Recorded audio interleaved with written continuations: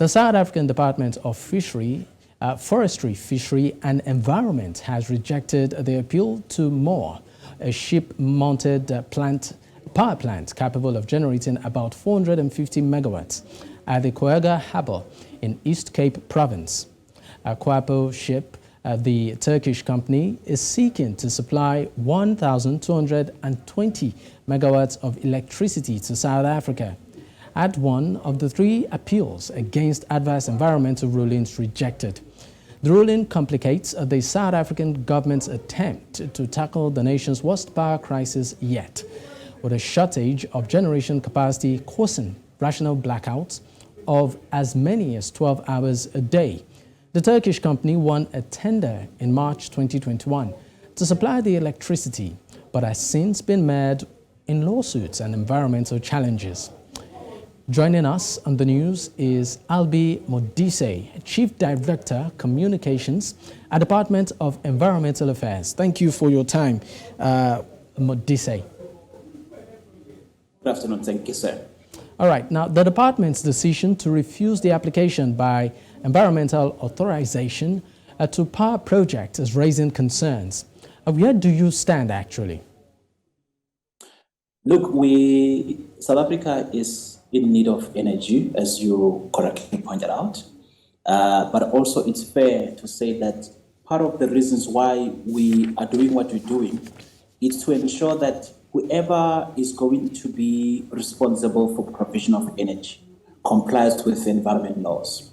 Car Power Ship, as you highlighted in the intro, it's one of the applicants that were, well, it was given the go-ahead by Energy, Minerals and Energy Department.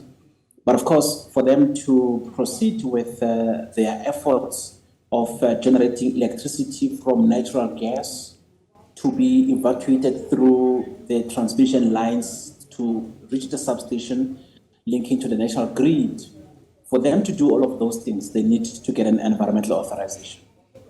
Now, the applications that we got, there's three of them. We've made a ruling on those particular three. We've issued a record of refusal on one of the applications for environmental authorization. And there's the other two decisions in relation to the Port of Ngqura and Saldanha.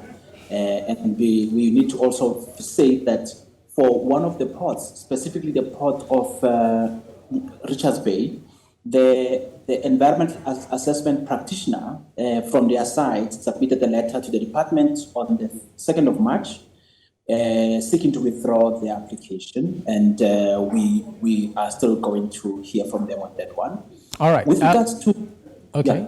I mean, just to cut in there, because I understand that you're about to elicit on some areas, but what are some of the options that the department might consider for them to set up in South Africa? What options are there?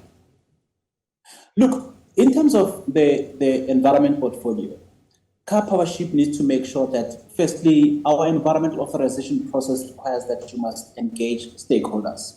So where the operations are going to be, there obviously are areas where, in this particular instance, because remember it's a vessel that docks in the ocean, and therefore there's marine life that potentially could be affected by that, and therefore it's going to be important for us that we get an indication that there isn't any harm that's going to be caused. I mean, with the application specifically for the port of Saldanha, on the 6th of March, the department got a correspondence from an outfit called the Green Connection.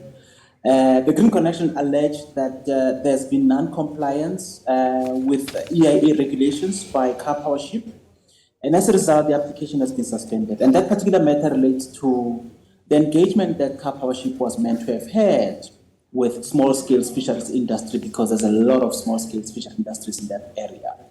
Indications and reports that we've been getting are that the team that was engaged were more aquaculture industry players. And therefore, we think it might be a bit unwise, it might be a bit uncalled for us to proceed with authorization until all the stakeholders have been involved. And let me tell you why we do those things. Because if we don't do that, we are going to face serious legal action from those who, justifiably so, had to be involved, had to be engaged, and indications have not been engaged at the Port of Saldanha.